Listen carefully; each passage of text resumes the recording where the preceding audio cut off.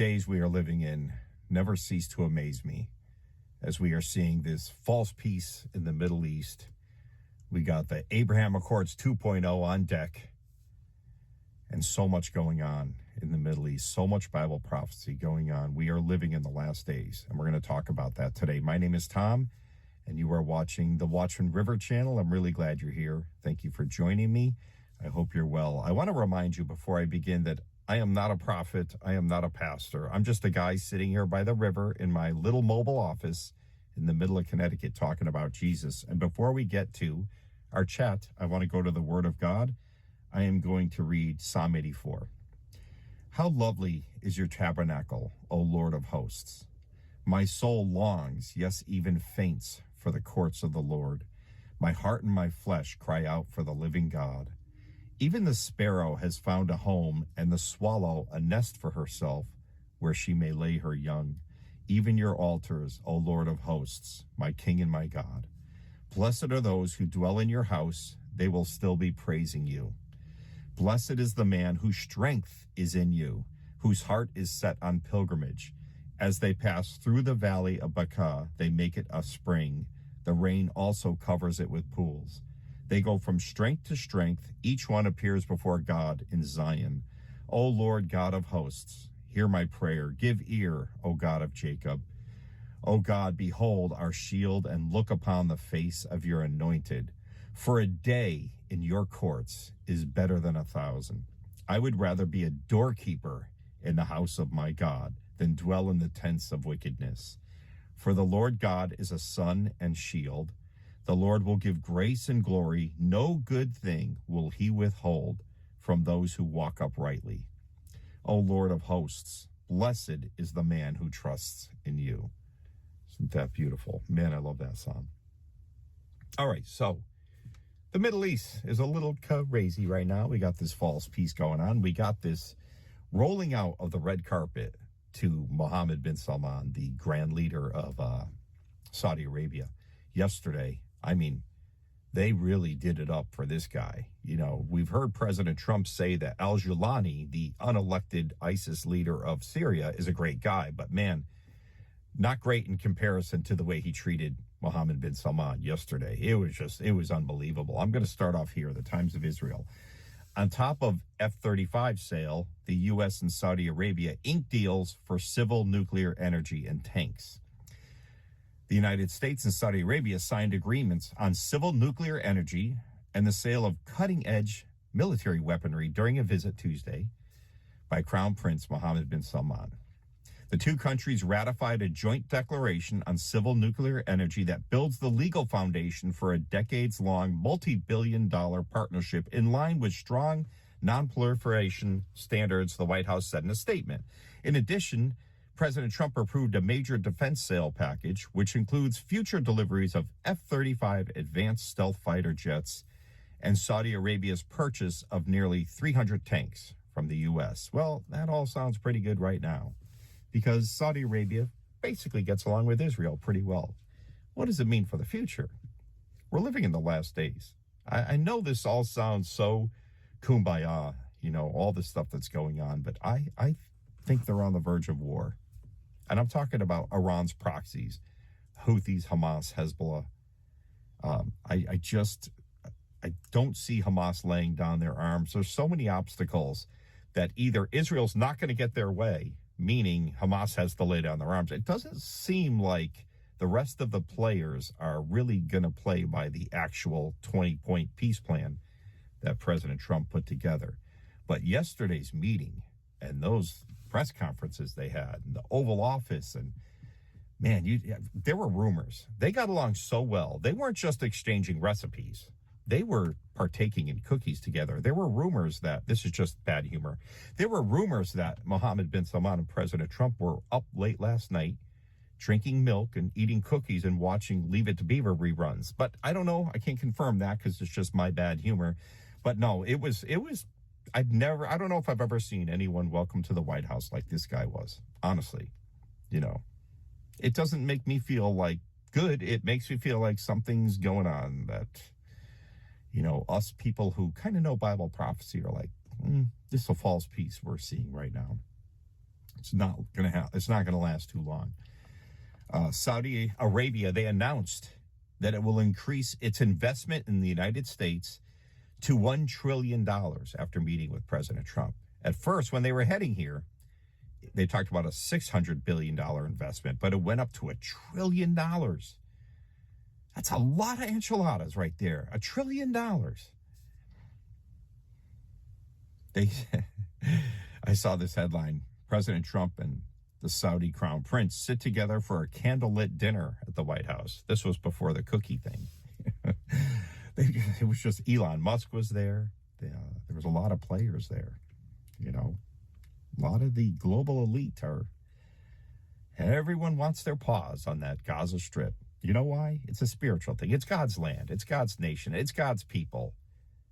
They don't understand what they're doing. They don't fully realize what they're playing with when they're trying to get control of that Gaza Strip and divide Israel and divide Jerusalem, which is our eventual plan and a two-state solution. They don't realize what they're playing with. We do. We know, but they don't. Amir Sarfati on Telegram said, I can't recall any other world leader being received this way at the White House. And he showed a video of the red carpet. And it was amazing.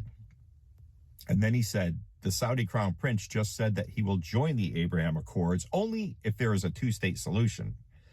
Now President Trump will have to convince him that the vague reference to that issue in the UN Security Council resolution statement is sufficient. Perhaps he will pressure Israel into accepting a two-state solution. We will see. Trump, on selling F-35 planes to Saudi Arabia, said the Israelis want us to provide them with less advanced planes. We are considering it, but I think these two countries are close allies of ours and should receive the best planes. Until Saudi Arabia is not one of Israel's best allies, you know. But Israel's got the Most High God looking after them. So, I know a lot of people don't like hearing that, but I've read Genesis to Revelation. I know that God has his hand on that nation. Bubba from Bubba News had this to say, Trump and Mohammed bin Salman regarding the Abraham Accords. A question was asked about the U.S.-Saudi defense treaty today, meaning yesterday when they met, and MBS gave his update that he is working towards the state of Palestine and the two-state solution before joining the Accords. Saudi Crown Prince said, we want to be a part of the Abraham Accords. I believe this is happening sooner than many expect. That's what MBS said. In a way that will also give real hope to the Palestinian people to live in dignity side by side with the Israelis. Abraham Accords 2.0 is coming. Depending upon how everything flows, the Abraham Accords will become the Abraham Alliance in less than 1 year with Saudi Arabia. It looks that way. It certainly does. We're going to see what happens. He also said, U.S. President Donald Trump announced tonight, following today's meeting at the White House with Crown Prince Mohammed bin Salman, that the United States will be formally designating Saudi Arabia as a major non-NATO ally. Saudi Arabia is the 20th country to receive this designation, joining a short list of nations that are seen as the closest allies to the United States outside of NATO. And they include such countries as Australia, Colombia, Israel, Japan, Pakistan, South Korea, and Qatar. And then Bubba said, something is wrong with this picture. This list includes 3 terroristic states, Colombia, Pakistan, Qatar. Yeah. We're living in a new world, Bubba, and terrorist nations aren't so bad anymore. Some of them are even unelected and are the president of Syria, but it's okay because he's a great guy. Sorry.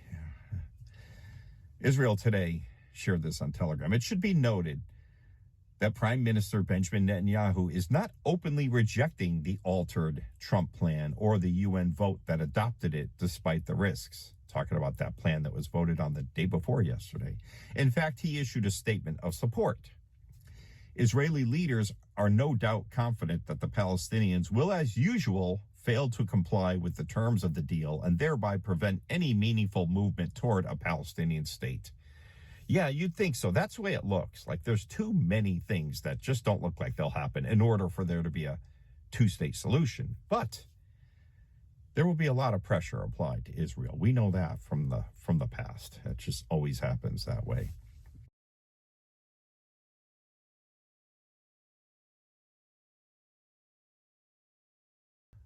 This was happening not late last night, around 7, 8 o'clock at night, Israel time.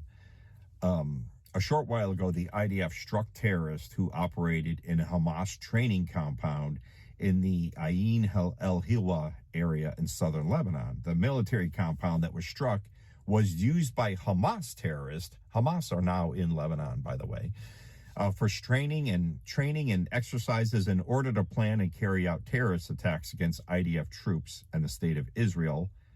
And the Lebanese media was reporting last night that dozens were killed in the Israeli strike on the Hamas gathering in southern Lebanon. Also, Amir Sarfati said this morning, before I hit record, the IDF is attacking in Lebanon right now, and evacuation orders to the south leveled villages ahead of Israeli strikes on Hezbollah targets. So that's going on. The IDF, right before I hit record, they said they are currently striking several Hezbollah terror infrastructure sites in southern Lebanon. Details to follow. That was right before I hit record. So they are doing that. And it's because Hezbollah is building up again, and Hamas is there now, and the Houthis haven't backed down. You know, just, it's Wednesday. You know, this stuff is happening every day now. Bubba News shared this. He shared a headline from the Times of Israel that says, U.S. cancels meetings with Lebanese army chief over remarks on Israel. And he said the USA is pulling away from working with Lebanon, and it appears that the USA is going to step aside and let Israel do what needs to be done, destroying Hezbollah.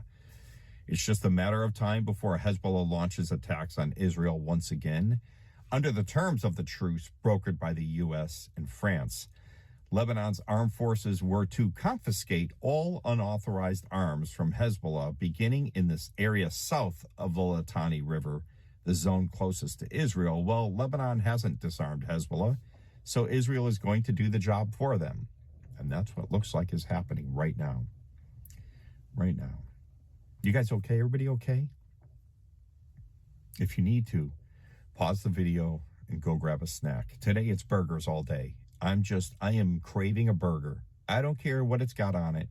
I've told you before, I really like breakfast burgers where you get like an egg on it, like a sunny side up egg on the burger and a slice of bacon. And it's burgers all day today. Just remember that. But anyway, pause the video, go get a burger or something and bring me something back, okay? Thank you. This is from Israel Today on Telegram. U.S., France, UK, and Germany move to force Iran's hand at the IAEA. A draft resolution submitted to the UN nuclear watchdog demands Iran explain bomb-struck sites, enriched uranium stocks, and blocked inspections. According to the IAEA, Iran holds enough 60% enriched uranium for 10 bombs, and inspectors are still barred from key locations. Is the stage being set for another explosion? You bet it is. And you know what? Iran doesn't really need to worry about it because they got Russia now helping them out and China. So they don't really have to worry about the IAEA inspectors.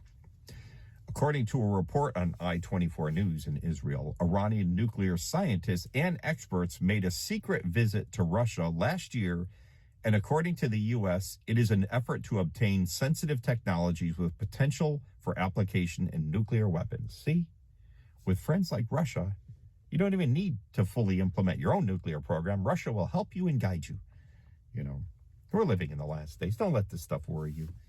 You know, if you belong to Jesus, the King of Kings and the Lord of Lords, you just don't have to worry about this stuff. He's totally in control.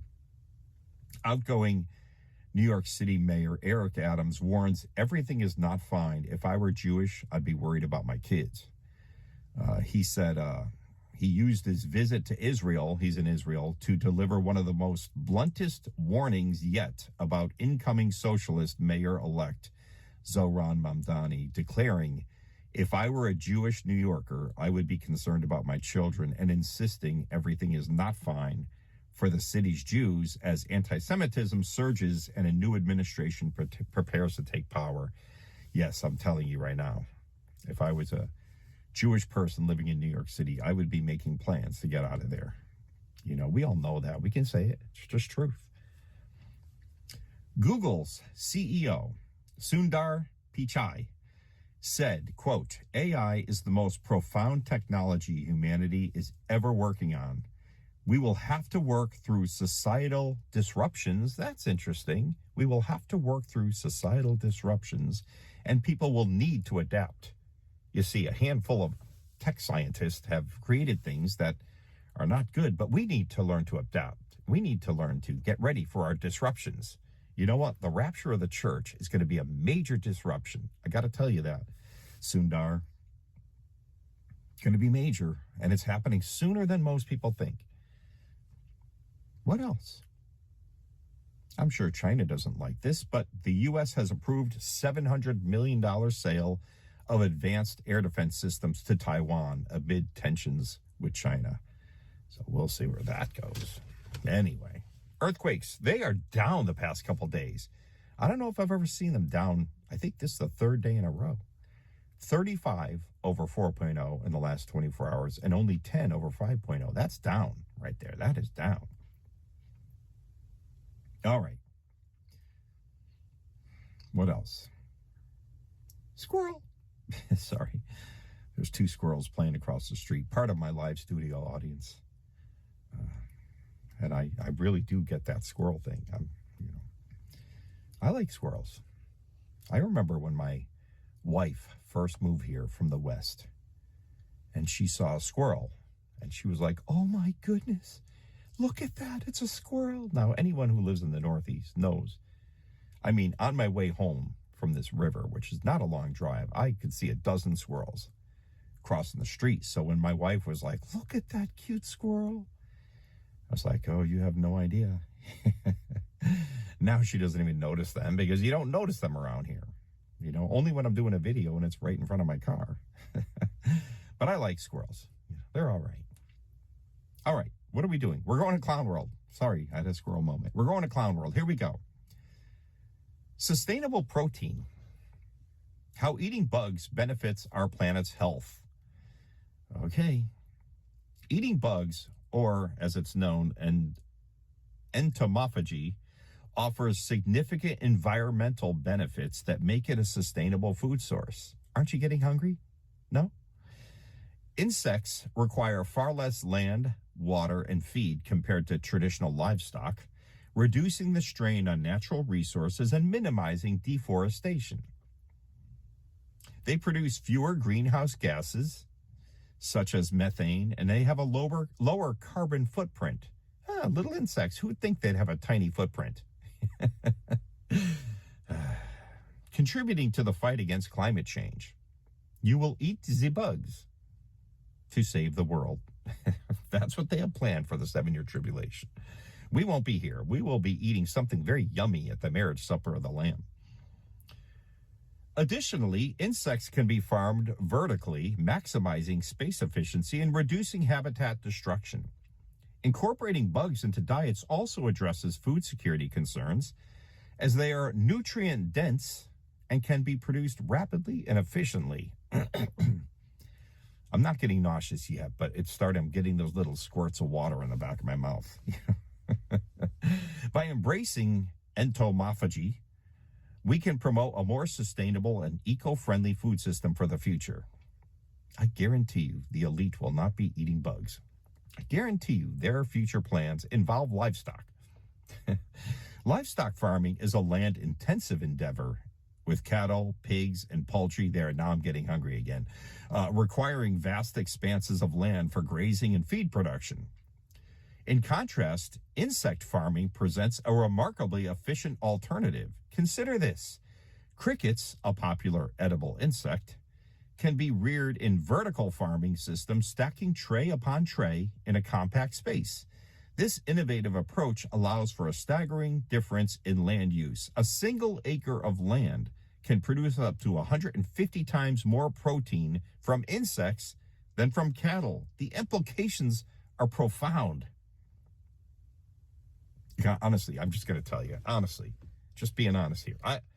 I would rather eat my old gym socks from high school than be munching on some cricket powder. Just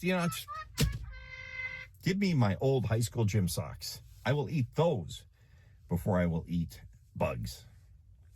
You know, I'll have a vegetarian diet before I would eat bugs. Give me a salad and a glass of water, please. Cold water. Anyway, all right. How's about we get to some comments of the day, if I can find them. السيرامايدز اللي موجودة في سيرافي بتقوي حاجز البشرة وبترجع للبشرة ترطيبها الطبيعي في خلال ساعة.